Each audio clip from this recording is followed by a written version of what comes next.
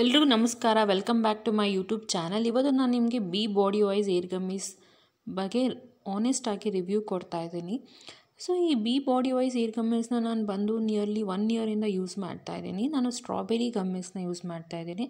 ಇದೊಂಥರ biotin rich ಇದೆ. So ಇದು ನಾನು ಸುಮಾರು 1 ವರ್ಷದಿಂದ ಆಲ್ರೆಡಿ ಯೂಸ್ ಮಾಡ್ತಾ ಇದ್ದೀನಿ ಅಂತ ಹೇಳಿದ್ದೀನಿ. ಸೊ ಇದನ್ನು ನಾನು ಡೈಲಿ ಮಾರ್ನಿಂಗ್ ಬ್ರೇಕ್ಫಾಸ್ಟ್ ಆದಮೇಲೆ ನಾನು ಇದನ್ನು ಒಂದೊಂದನ್ನು ತೊಗೊಳ್ತೀನಿ.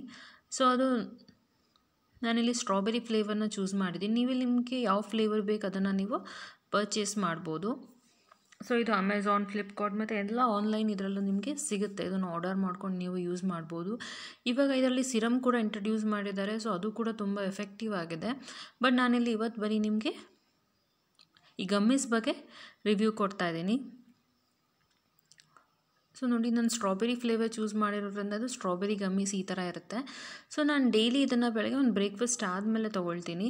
ಸೊ ಇದು ತುಂಬ ಚೆನ್ನಾಗಿರುತ್ತೆ. ಸೇಮ್ ನಾವು ಹೇಗೆ ಗಮ್ಮೀಸ್ ಅಂದರೆ ನಾವು ಹೇಗೆ ಜೆಲಿ ಚಾಕ್ಲೇಟ್ಸ್ ತಿಂತೀವಲ್ಲ ಅದೇ ಥರ ಫ್ಲೇವರಲ್ಲಿ ಇರುತ್ತೆ ಅದು. ಸೊ ನಮಗಿದು ಏನು ಯಾವುದೇ ರೀತಿಯಾದ ಕಹಿ ಆಗಲಿ ಆ ಥರ ಟ್ಯಾಬ್ಲೆಟ್ ತೊಗೊಳ್ಳೋ ಥರ ಏನಿರಲ್ಲ. ಇದು ಗಮ್ಮೀಸ್ ಆಗಿರೋದ್ರಿಂದ ಸೇಮ್ ನಮಗೆ ಜೆಲಿದು ಯಾವುದೋ ಒಂದು ಸ್ಟ್ರಾಬೆರಿ ಫ್ಲೇವರ್ ಜೆಲಿ ಚಾಕ್ಲೇಟ್ ತಿಂದಾಗ ಆಗುತ್ತೆ. ಆ್ಯಕ್ಚುಲಿ ತುಂಬ ಚೆನ್ನಾಗಿದೆ.